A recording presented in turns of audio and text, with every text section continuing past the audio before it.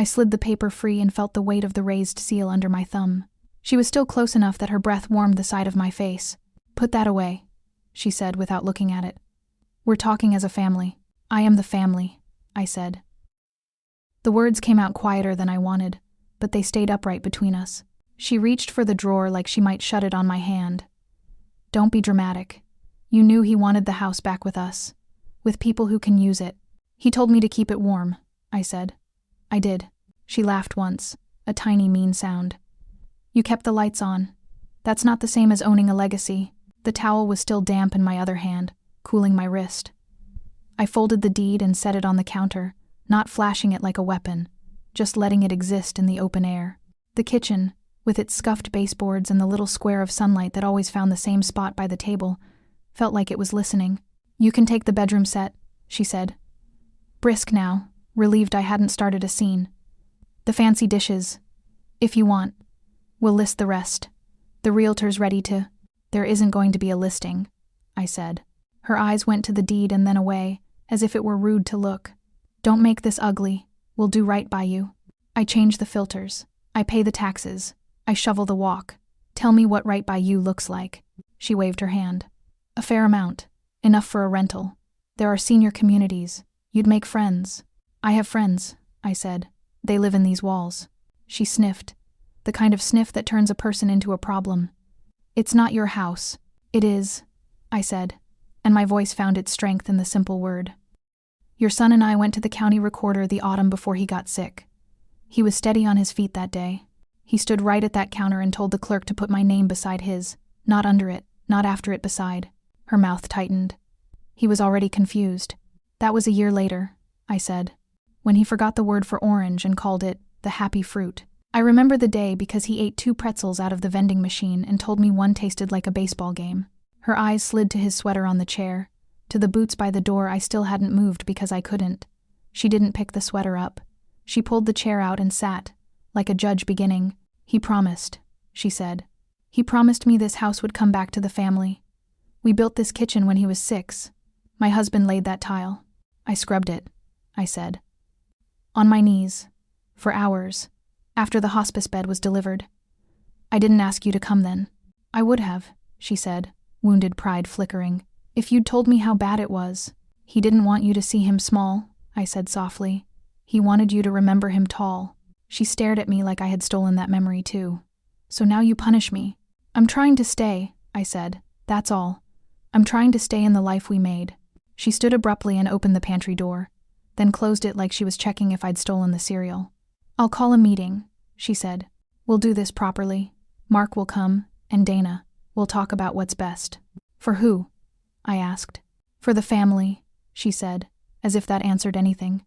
I picked up the deed again and slid it into a manila envelope, the kind we used for doctor's forms. The paper whispered against the cardboard.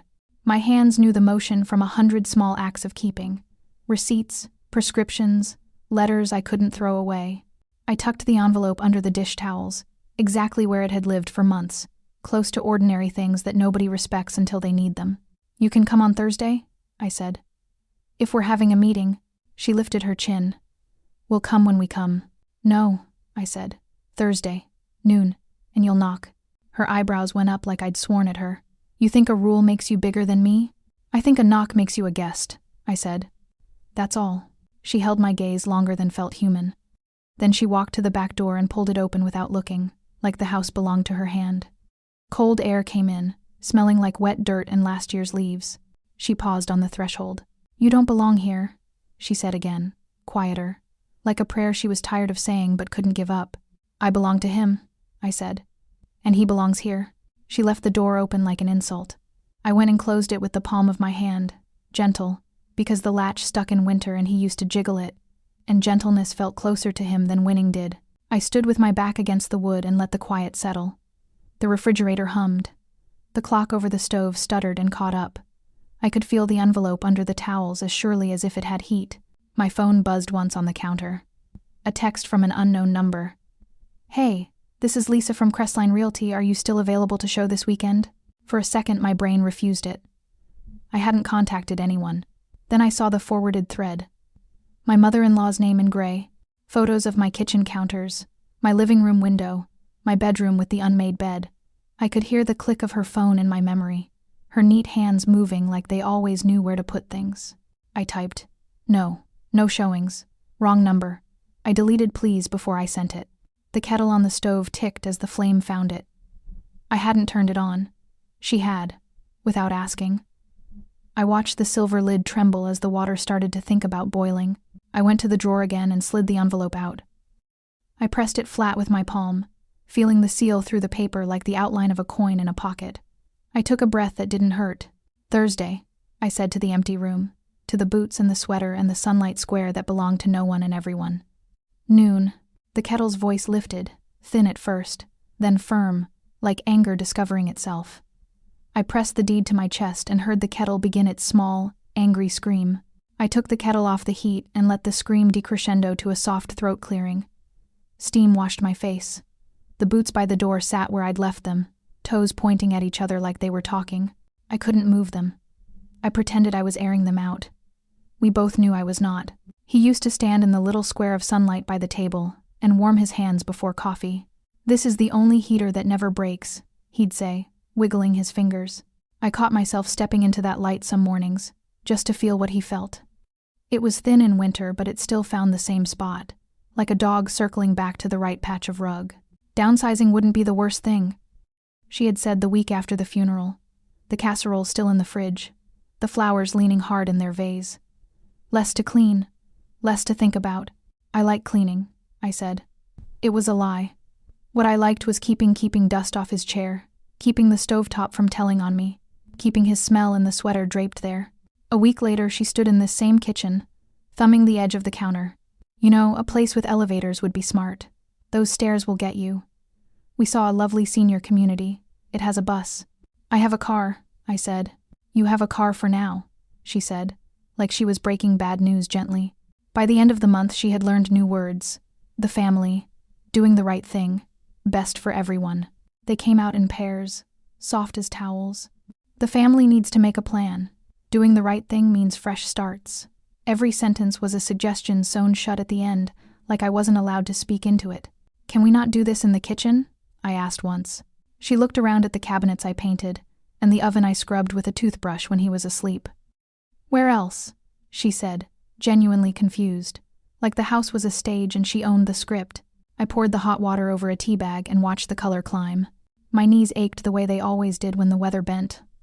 Old accidents, old work, the kind of aches you stop explaining to people who don't sit with you long enough to hear them. I had carried groceries up these stairs with my breath stuck in my ribs and both hands under a heavy bag. I had shoveled the walk, 2 feet at a time, until my scarf froze at the mouth.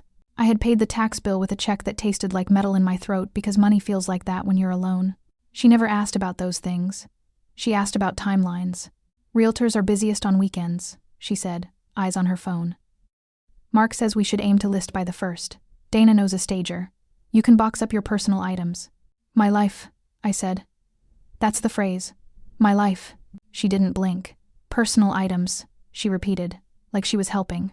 I set the mug down and opened the drawer again, sliding my fingertips through the towels until I felt the envelope's edge.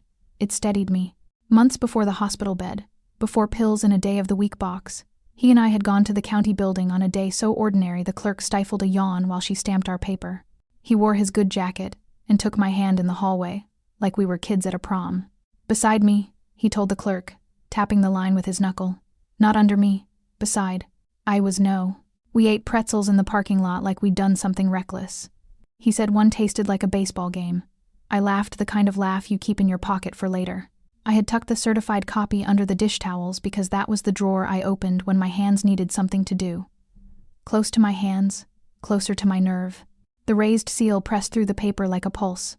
I touched it now and felt the day return to me, his voice firm, the clerk's stamp, the soft thud of the file closing. Another life sealed inside the life we were heading toward without knowing. "Doing the right thing," she'd said again 2 days ago, standing in the doorway with a grocery bag like a prop. "We'll handle the sale. You can pick a place near a bus line. It will be easier for everyone." "For you," I said. "For the family," she corrected. I stared at the boots until the room stopped wobbling. "This is the bus line," I said. "End of the route. Don't be childish," she snapped. "We're adults here. Adults." I had signed hospice forms with a pen that shook. I had measured morphine by tears. I had called time. Adults. I poured the tea down the sink and washed the cup, because washing keeps panic from getting big. The phone buzzed again. The realtor's follow-up. Confirming Saturday at 11 works for the walkthrough. I typed back, no showings. Property not for sale. Then I added, please remove all photos taken without permission. I kept my thumb hovering over send because I could hear her voice in my head. You're making this ugly. But then I hit send anyway. The house hummed around me like a thing alive. The fridge, the clock, a faint rattle in the heat vent that only ever happened when the wind came from the east. He used to call it the dragon and thump the wall until it quieted. I thumped once. The sound died. Small magic. I carried the envelope to the table and sat in the square of light. I opened it and smoothed the paper like a shirt you're about to wear to something important. My name next to his, the words right of survivorship, the date before the doctors started saying, aggressive. I read it out loud once. Not for her. For me. The doorbell rang and my heart threw itself against the bars of my ribs. I looked at the clock. Too early for packages. Too late for solicitations. I stood, and the knees complained. The dragon rattled once, then settled. Through the glass I could see a figure on the porch, blurry with sun behind them. A woman's shape, a clipboard. I set the deed back into its envelope and slipped it under my arm, pressing it to my chest like a shield I could carry without looking foolish. I opened the door with the envelope tucked tight against my ribs. Dana stood there with a tape measure looped around her neck like a necklace she meant to use as a leash. My mother-in-law hovered behind her, half smile, the kind you wear to funerals and bank meetings. The woman with the clipboard wasn't a stranger after all. It was just Dana's clipboard from the school she used to volunteer at, the sticky label still on the back. Good, you're home, my mother-in-law said, as if she had keys. I live here, I said. Dana lifted the tape measure like a greeting. We'll be quick, just a few numbers so you can what? I asked. So we can be prepared. My mother-in-law said, stepping past me as if the threshold had always been shallow. The cold followed her in, then gave up and stayed outside. They smelled like hand lotion and certainty. The dragon in the vent made a little metallic cough, then went quiet, as if it knew to behave. Dana clicked the tape measure out with a sharp silver whisper and stretched it across the living room window. 92, she called. For what? I asked. Curtains, she said.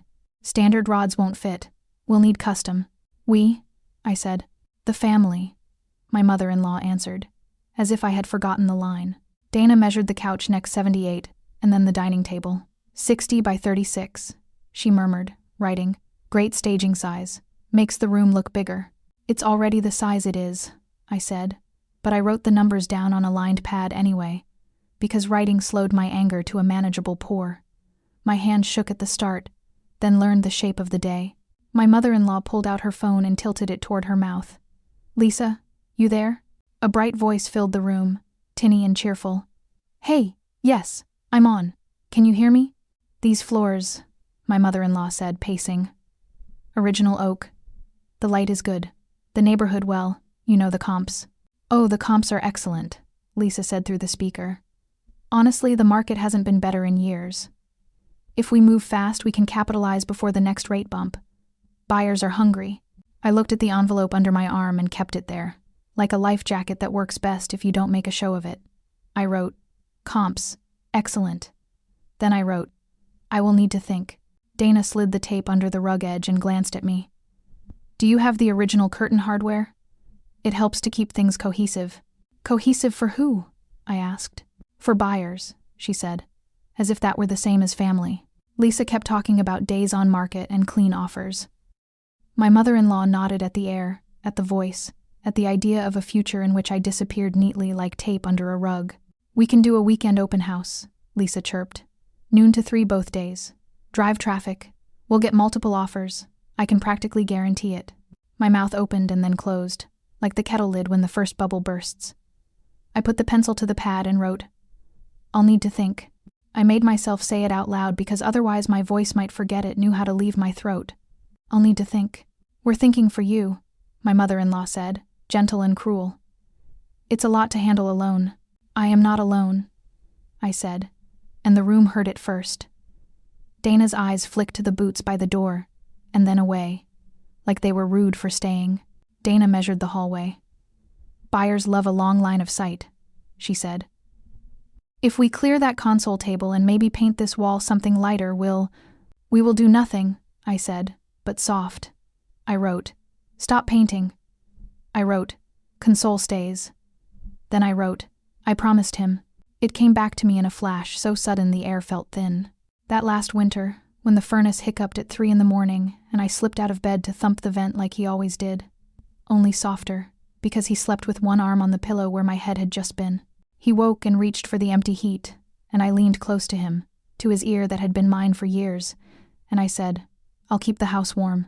He sighed and sank, and I tucked the blankets around him like a sentence I meant to keep. Kitchen, Dana said, stepping into it like a showroom. She measured the distance between the island and the stove and made an approving noise that didn't belong in my life. Good triangle, she told the phone. This part sells itself. My mother-in-law opened the pantry again and nodded at the shelves like they complied. We'll have to clear this. Personal items. My food, I said. She smiled. The staging company can provide fresh labels. It helps people imagine themselves here. I heard my own voice answer from a place I didn't like. I'll need to think.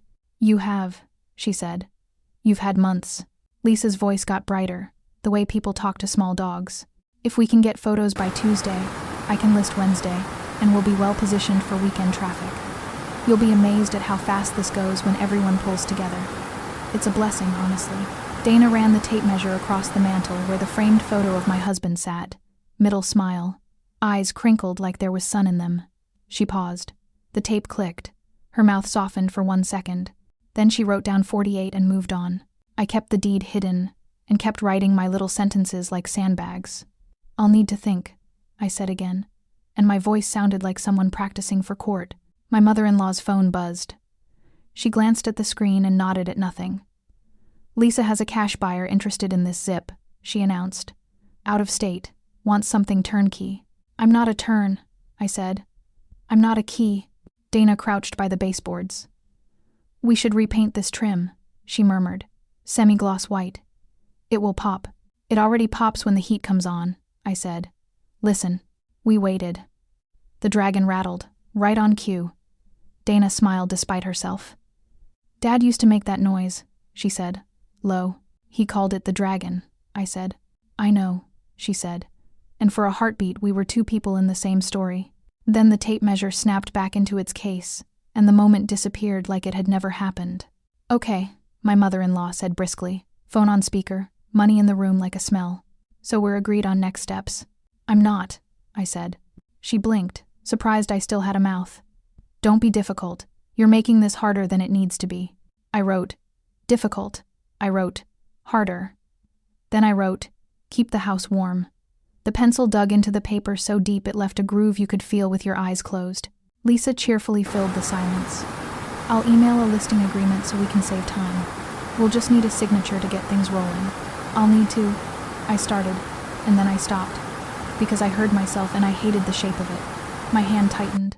The pencil snapped with a small, shocked sound, lead giving way under the weight of weeks. The pencil broke in my hand, and I decided I was done being polite.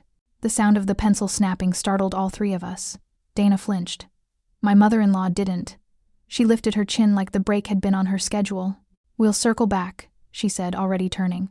Don't do anything rash. Thursday, I said. Noon. Knock. Dana hesitated at the mantel again, then followed her mother out.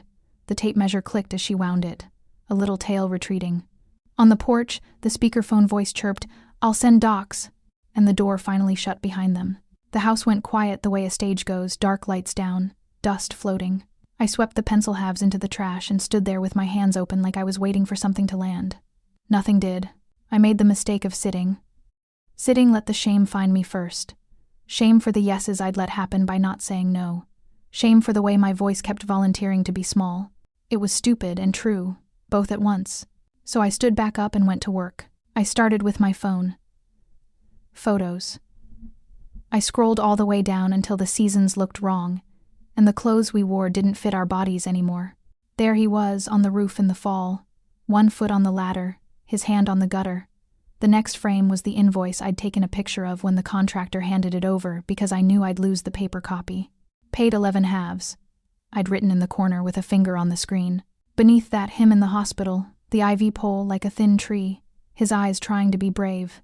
A selfie I took in the dark once, my face asking the ceiling to help me stay awake. Text threads. The pharmacy. Your order is delayed. The insurance portal. Your claim has been submitted. The neighbor, Ruth. Do you need me to sit with him while you nap? And my answer at 2:11 a.m. No, I'm on the couch. I can hear him breathe from here. I played a voice memo I'd recorded without thinking the night the furnace hiccuped. His cough. My voice asking, cold? His voice coming back gravelly. Keep it warm. I ran that one twice, and then forced myself to keep going.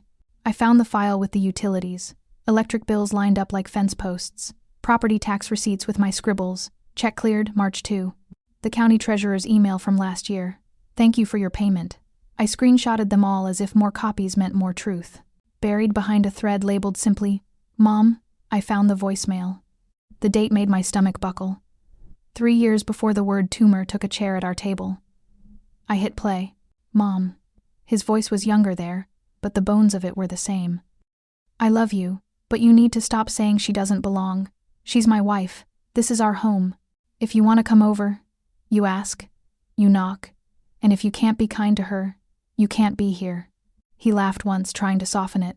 You can be mad at me for saying it, but I'll say it again if I have to. Don't make me choose. It wasn't a threat. It trembled like something soft that had grown a spine because it had to. I put the phone on the table and let the silence show me what kind of daughter-in-law I had been. Not perfect, not saintly, just a person who stayed. I printed what I could.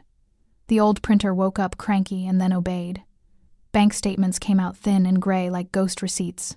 The roof invoice, the property tax record with the county seal. I laid them across the table in a path from the front edge to his chair.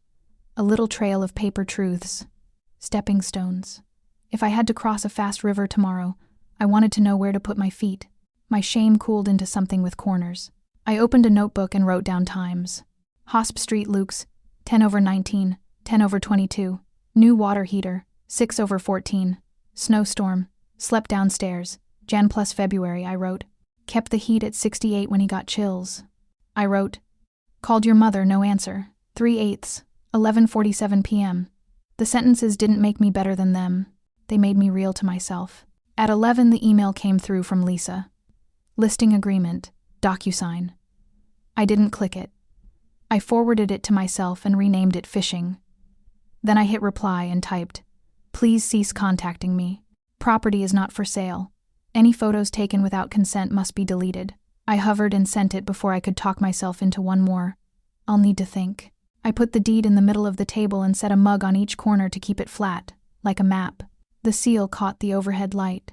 I could hear him, that day at the clerk's desk, teasing her. We drove all the way downtown for your stamp. Make it loud. She had laughed and complied. I thought about going to war in the kitchen again, yelling, throwing them out, making noise for the sake of hearing myself sound like a person who mattered.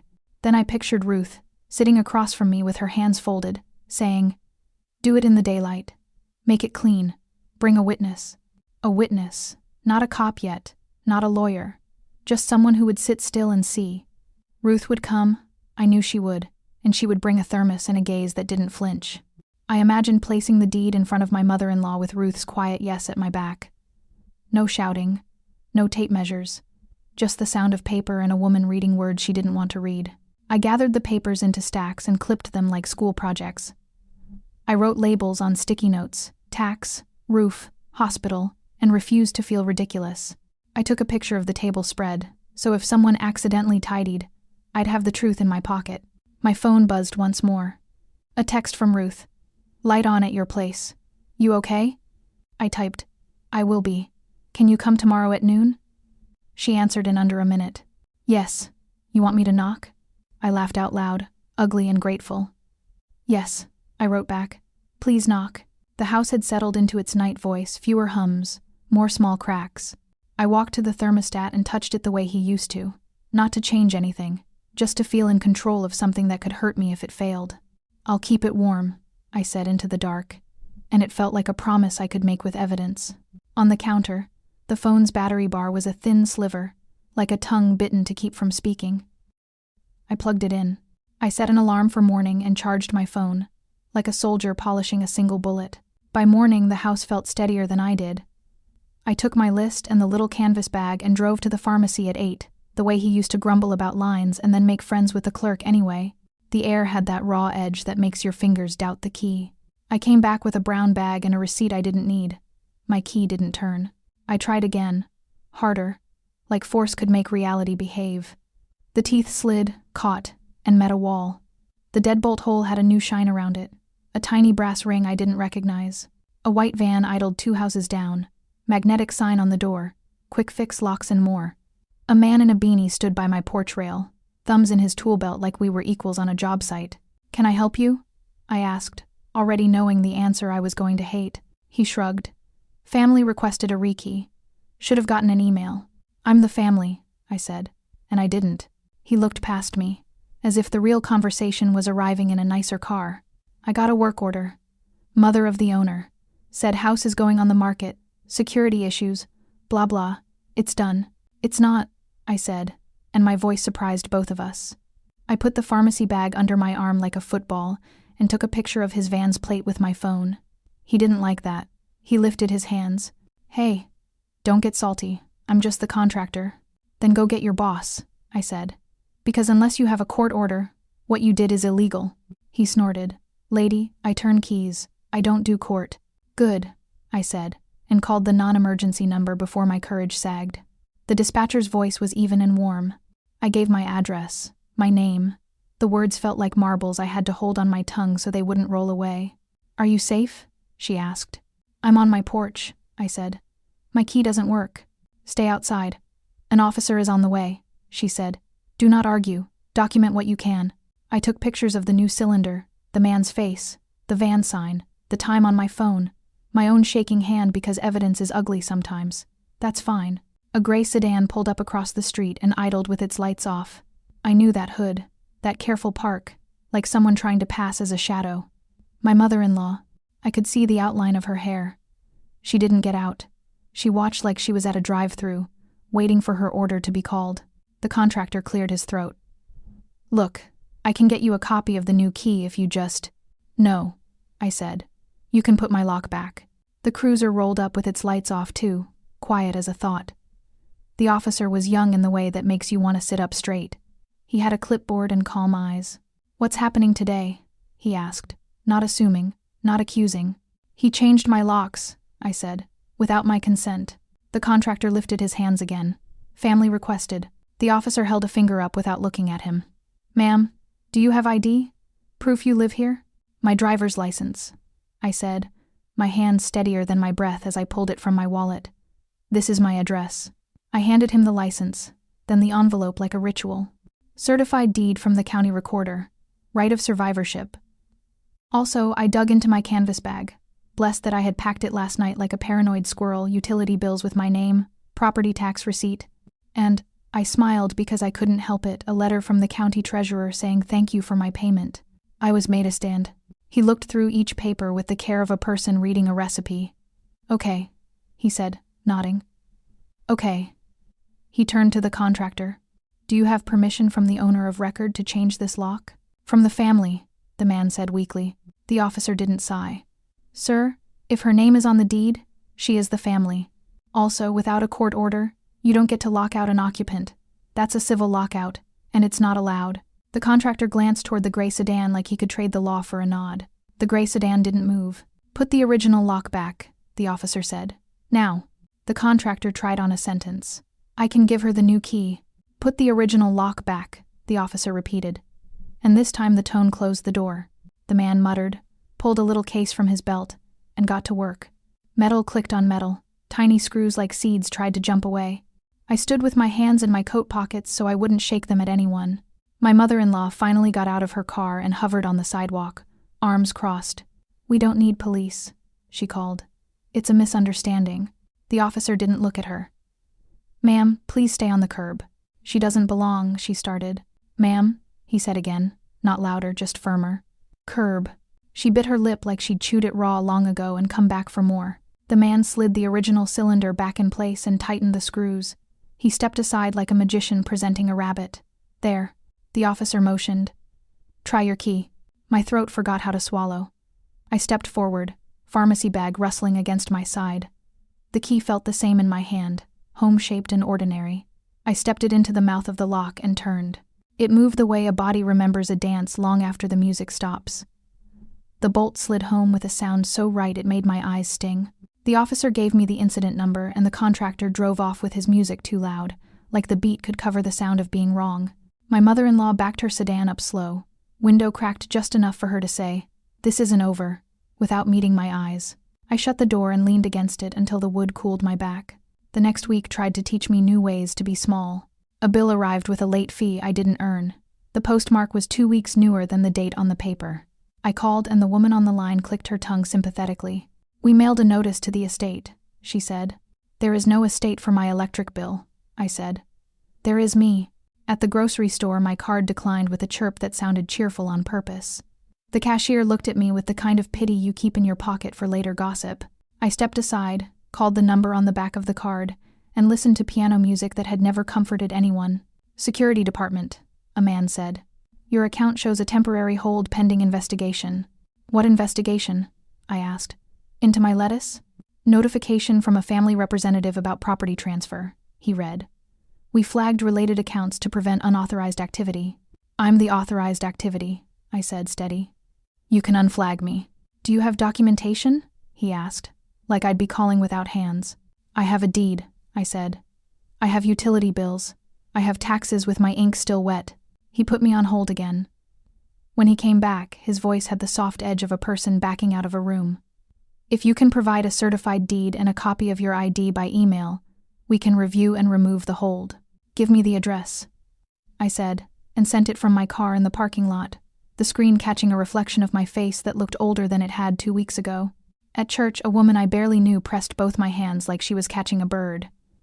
"We're praying you do the right thing," she whispered. "It's so hard to let go." "I'm letting go of nothing," I said. "I'm holding on." "Of course," she said, and patted my knuckles like they were lying. In the bread aisle, the neighbor with the good hydrangeas brushed past me with her cart. "Heard you took the silver your mother-in-law was saving for Dana's daughter," she said, eyes on the loaves. "I don't have silver," I said. She nodded like I had confirmed it. "Well, shame." At the pharmacy, the clerk leaned in. "Your mother-in-law asked if we could stop auto refills to the house," she said in a whisper meant to be kind. "We told her no, just heads up." "She's grieving," I said, because the truth was also true. Grief makes some people throw a rope and some people throw a rock. I was just trying to keep my head above it. Ruth came by with cookies she didn't expect me to eat. We sat at the table with the papers like a city map between us. "Do you want escalation or insulation?" she asked. "I want a nap," I said, "and I want them to knock." She pointed to the deed with her chin. "You have proof. Now you need a rule." I made an appointment at legal aid. It felt like admitting I had failed at being human and needed an adult with a degree to speak for me. The office was in a building that smelled like old carpet and courage. The attorney looked younger than my mailbox. "This isn't war," she said after I explained badly, and then better.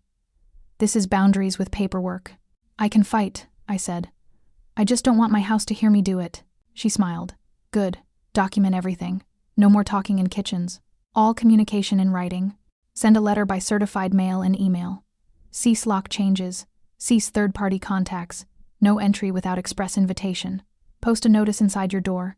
If they show up in a wave, you call us or you call the non-emergency number and you wait. You don't argue." "What about church?" I asked. "What about the grocery store?" "You don't argue," she repeated. "You write. You file. You breathe." She printed a template and slid it across the desk. "Change the names. Add your incident number from the lockout. Keep it factual. Short. Don't swing at shadows, pin them." I went home and typed the letter at the kitchen table where I had paid bills and begged God. 2. Names. Property at address.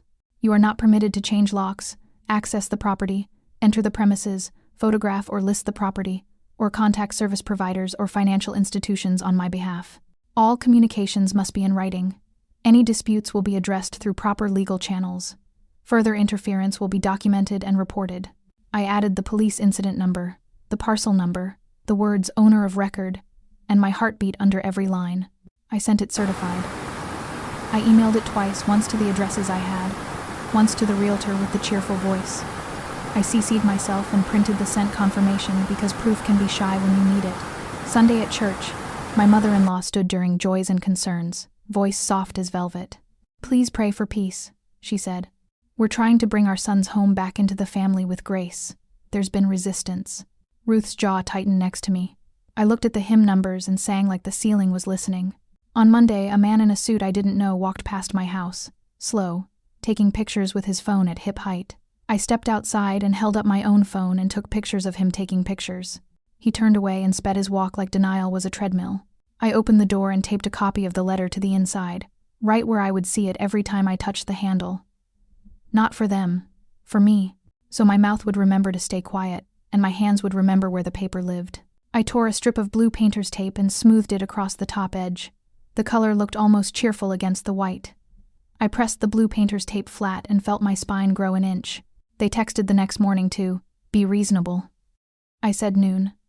I set out 3 mugs and a 4th for my hands to fuss with.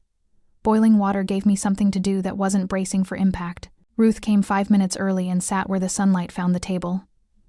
"I'll keep quiet," she said. "I'm here to witness, not to win." "Thank you," I said, and put a saucer under her cup like armor. They arrived on the dot with the weather. Dana walked in first with a spreadsheet clipped to a clipboard, neat columns marching like soldiers. My mother-in-law followed, holding a framed photo of my husband, chest high, like a shield that could bless her argument. "We're here to talk like adults," my mother-in-law said, eyes skating past the blue letter on the door. "No need for theatrics."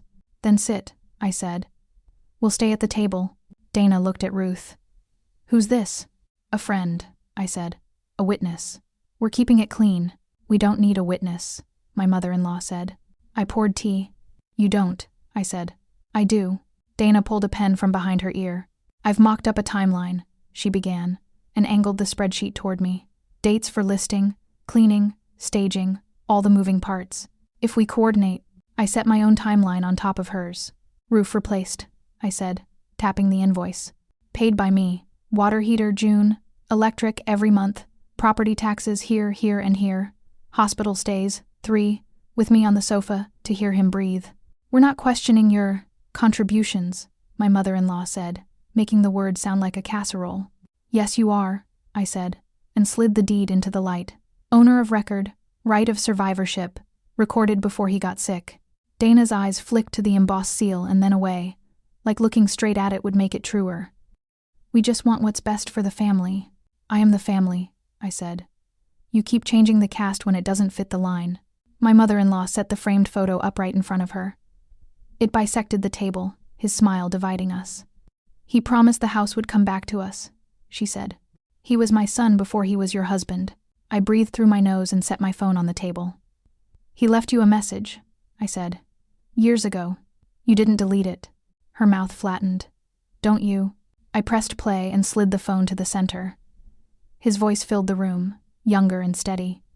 "Mom," he said, "I love you, but you need to stop saying she doesn't belong. She's my wife. This is our home. If you want to come over, you ask, you knock. And if you can't be kind to her, you can't be here." The kitchen's hum fell away like a stagehand had killed the power.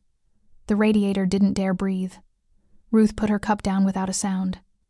Dana stared at the numbers on her spreadsheet and forgot to blink. My mother-in-law's face moved through weatherstorm, stubborn sun, a wind that didn't know where to go. For one aching second, I saw a young mother measure a boy for his first day of school shirt and cry in the car where no one would see. Then she remembered her lines. "He didn't mean it," she said. "He was trying not to upset you. You were right there." My throat burned. "Listen to the verb," I said. "This is our home."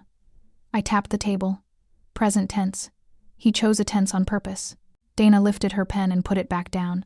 "We can be practical," she said softly. "Joint ownership can be complicated." "It isn't," I said. "It's a stamp. It's a law.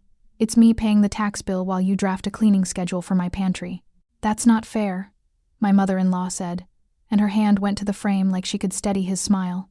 "No," I said. "Fair is for games. This is paper." I slid the bank statements across. "Here is the winter he couldn't climb the stairs. And I bought a space heater because the furnace hiccuped." "Here are the nights," Ruth texted. "Do you need me?" And I said no, because I was here. "Here is the county treasurer thanking me. Here is the police incident number for the lockout. Here is the letter you got yesterday that says you need an invitation to enter." Dana's finger hovered over the seal.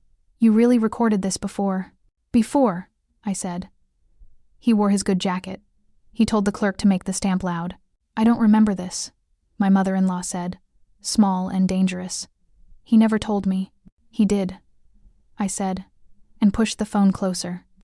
He told you here. She stared at his pictured face instead of the screen. You took him from me, she whispered. I married him, I said. He walked himself. She reached for the phone. I didn't stop her. She pressed play again, and his voice came back into our mouths and our chests and all the places family lives. You can be mad at me for saying it, he said, but I'll say it again if I have to. Don't make me choose. She flinched like the word choose had hit her sternum. Her eyes were wet and furious. For a heartbeat, I wanted to touch her wrist the way I used to when I still believed kindness could change math. We can make a plan that respects, Dana began, and stopped because she had drowned in the sentence halfway through. We have a plan, I said. You knock, you ask, you wait for yes. My mother-in-law picked up the frame and held it to her chest so tight her knuckles went white. You're cruel, she said. I'm warm, I said. That's what I promised him I'd keep. The house, the bed, the light in the morning, warm. Ruth's chair barely creaked, and still it sounded like a gavel to me. My mother-in-law's mouth trembled. She looked like she wanted to reach back through time and pull him behind her skirts. Turn it off, she said, almost childlike. Turn his voice off. I clicked the voicemail off right before he said my name. No one spoke. Dana gathered her spreadsheet like it was a towel in a storm. My mother-in-law hugged the frame so tight I worried about the glass. You'll hear from our attorney, she said, and the word R tried to make me smaller again. Put it in writing, I said, and knock. They left their scent and their weather behind. Ruth touched my wrist. You did fine, she said. Eat something that chews back. The letter came 2 days later by certified mail. Heavy envelope. Law firm logo that wanted to scare the ink out of me. I stood at the counter with a butter knife and slid it open like it might be a snake. Claims of undue influence, it said. Questions regarding capacity, it said. Demand to vacate, it said. My stomach rolled like it remembered every time I'd read bad news over a sink. I called the legal aid attorney and read each line until my voice felt less like a throat and more like a tool.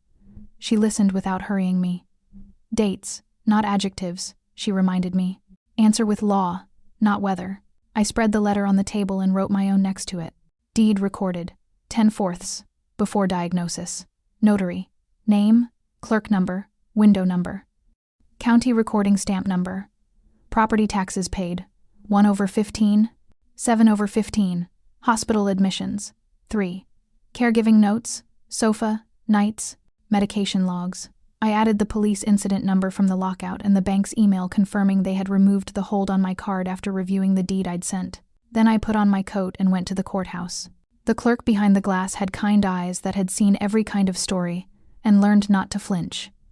I need another certified copy, I said. The raised seal kind. Owner? She asked. Yes, I said, and slid my ID and the parcel number through the slot like offerings. She found the file, checked the screen, and fed paper into a machine that looked older than my knees. When she brought the page back, she pressed the embosser down with both hands. It made a sound like a gavel saying, enough. Make it loud, I said, and she smiled like someone who had been young once. I walked back to my car, holding the paper against my chest under my coat, as if warmth could fuse it to my ribs. On the way home, my phone rang. It was the bank. We've removed the hold, the woman said. Apologies for the inconvenience. Thank you, I said. Please note in the file that no third party has authority to request changes on my behalf. Noted, she said, and I believed her. At home I cleared the table and made stacks like little cities. Tax, roof, utilities, hospital, deed. I printed the email where the realtor confirmed receipt of my cease and desist. I printed the photo of the contractor's van with his plate. I printed the voicemail transcript, line by line, his voice turned into letters that still somehow felt warm. I pulled a cardboard box from the closet and labeled it Claims. Another box got the label Proof. I taped the corners the way he used to when we moved in. Long strips, then crosses, like you're keeping the bottom from forgetting its job. The ache in my knees woke up fierce when I bent to slide the boxes under the table. I exhaled through it. We're almost done, I told them, and if anyone had heard me talking to joints, I would have let them. Ruth texted. Need me? I wrote back. Tomorrow. Noon. She sent a thumbs up and a heart, and it felt less silly than it should have. I sat and drafted my reply to the law firm. Dear counsel, I typed. Your letter dated date alleges undue influence and lack of capacity concerning the deed recorded on date. Please be advised. The deed was executed and recorded prior to any diagnosis or decline, before any alleged incapacity. Attached are 1. Certified deed with recording number. 2. Property tax receipts. 3. Utilities in my name at the subject address. 4. Police incident report number documenting unlawful lock change attempt. 5. Bank confirmation removing holds placed after third-party contact without authority. Any further interference will be documented and addressed through appropriate legal channels. Direct all communications to me in writing. Do not contact my financial institutions, service providers, or contractors. I ended with, please govern yourself accordingly, because it tasted like spine. I printed 2 copies, signed both, scanned one, and sent the email with attachments, CC to legal aid. Then I walked the paper copy to the post office and watched the clerk stamp it certified, the sound a cousin to the one at the courthouse. When I got back, the house looked like a courtroom and a living room had shaken hands. The sunlight had found its spot by the table. I stood in it and let it warm my hands the way he used to, palms open, fingers spread. This heater never breaks, he'd say. He was right about some things. I texted my mother-in-law. Tomorrow, noon, here, knock, come alone. I started to add, please, and didn't. I added, there will be a witness. No answer. The typing dots came and went like a heart deciding. Then, fine. I wiped the table as if crumbs were arguments. I straightened the stacks as if paper could stand up for me without shaking. I slid the new certified deed into a clear plastic sleeve and set it on top where the light caught the seal. It looked like something solid enough to breathe on. I thought about dragging his boots to the bedroom so I wouldn't look sentimental. I left them. Sentiment had carried me this far without dropping me. The night came in clean. I made tea and didn't drink it. The house sounded like sleep, even though I didn't get much of it. Every time I closed my eyes, I saw the embosser pressing down. The clamp of it, the relief of it. Enough. In the morning, I opened the curtains wide and the door to the screen so the house could smell like air and not fear. I put 2 chairs at the table and set out 2 mugs we might never use. I set a second chair for her and left the seat warm with my hand. She knocked once, a polite tap that still managed to sound like a dare. When I opened the door, the smell of her perfume came in. First powder and something sharp I couldn't name.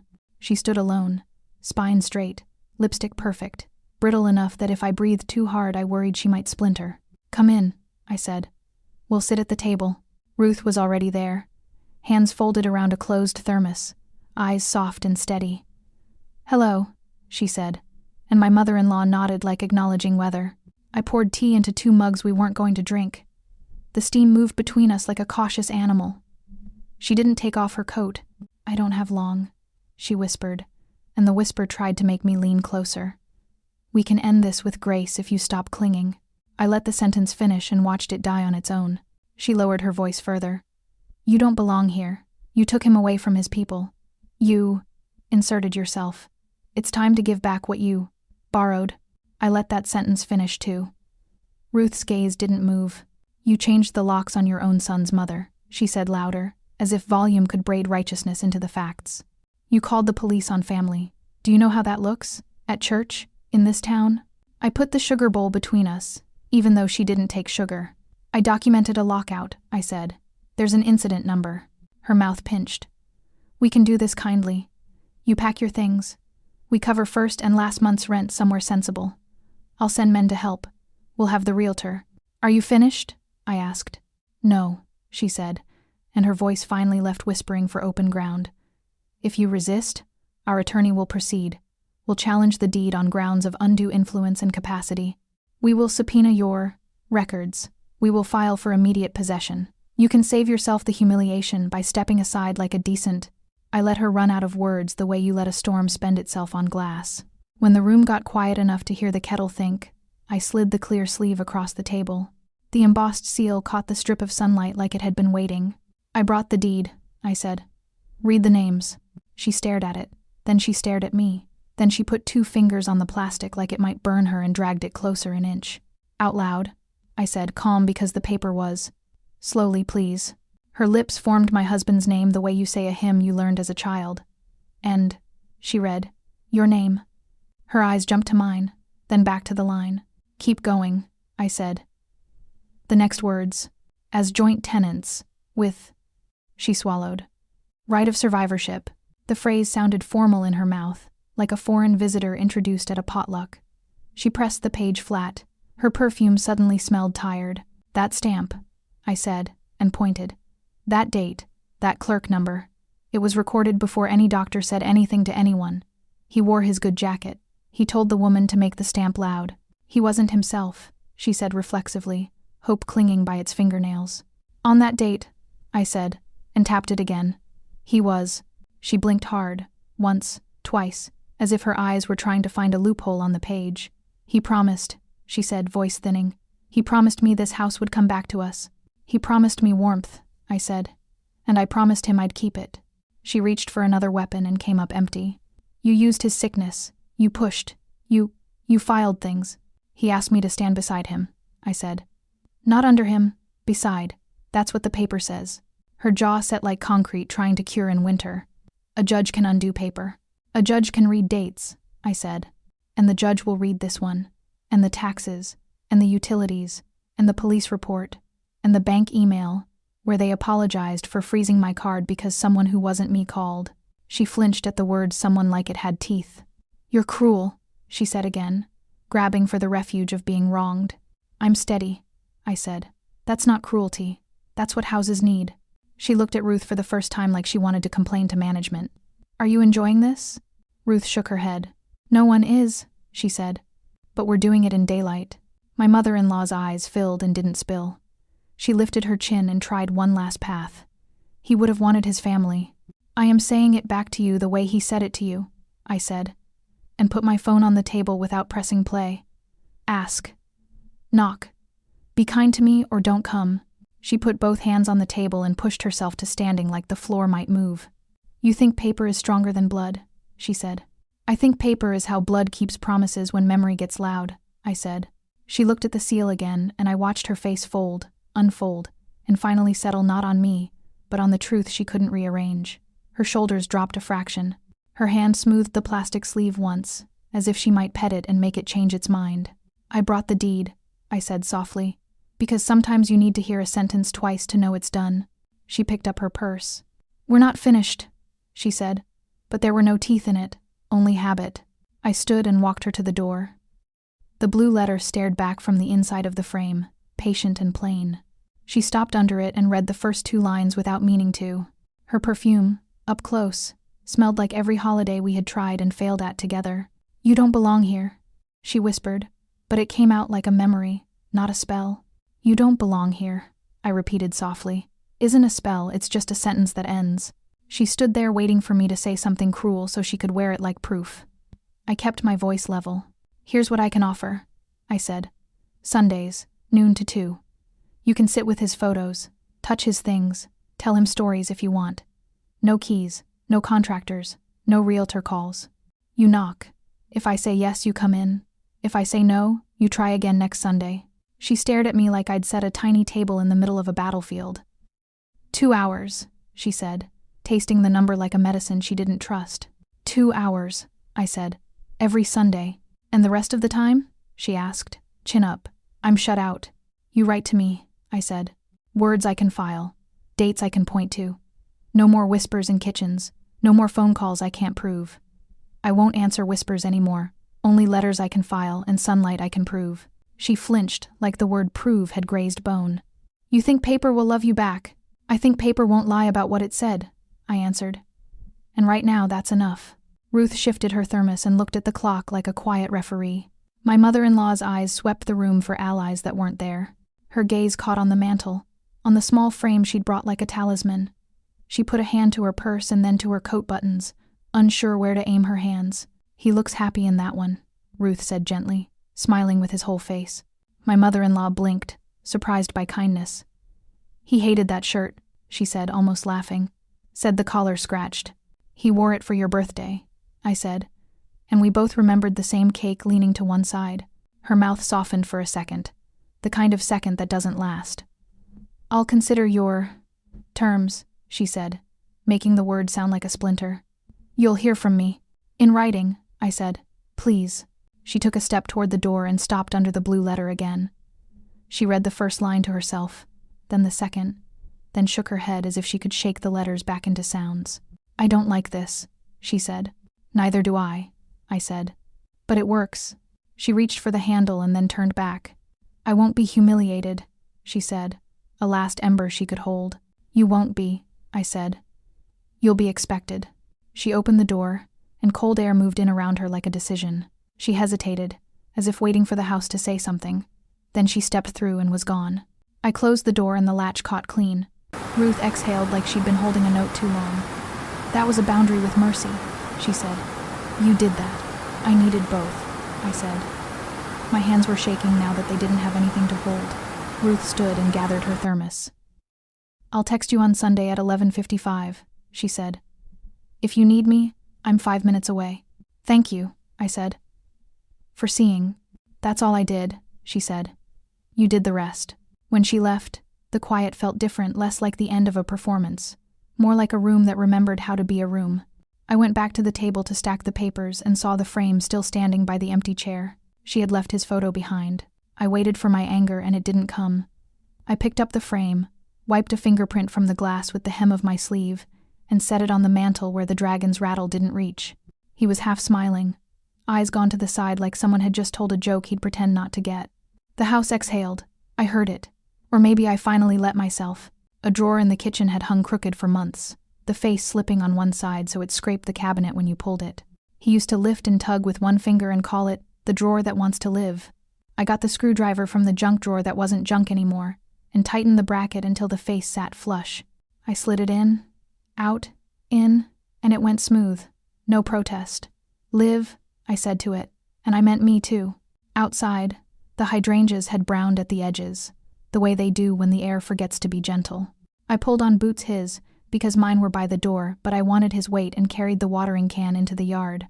The neighbor with the good hydrangeas pretended not to watch me over her fence. I pretended not to see her pretend. I poured slow at the base, not on the petals. Drink, I told the roots. Nobody gets to decide for you how you take it. Back inside, I opened every window a little. The house took a breath from each one, a small gasp that turned into a steady draw. Curtains lifted and settled. The smell of his sweater thinned but didn't go. It mixed with cold air and my tea and the paper smell of stamped things, and somehow that felt like a truce. I moved through the rooms and touched what needed touching. The picture over the sofa that hung a degree off. I evened it with 2 fingers. The rug that curled. I set a book on the edge to train it flat. The blue tape letter on the door. I smoothed the top once, because even boundaries need tending. My phone buzzed with nothing urgent. Ruth's heart emoji arriving late. A bank confirmation landing where it should. Silence from anyone who wanted to make noise. I put the phone face down and let it be a phone instead of a siren. I sat in his square of sunlight by the table and spread my hands like he used to. Heater that never breaks, I said to the empty room, and it didn't feel empty when I said it. In the quiet, I heard something else. The small complaint of the kettle remembering it had water in it. I set it on the burner and turned the flame low. I didn't pace. I didn't rehearse. I didn't listen for tires on gravel or the whisper of a key that wasn't supposed to be there. When the kettle began to sing again, I let it, and for once the house sang back.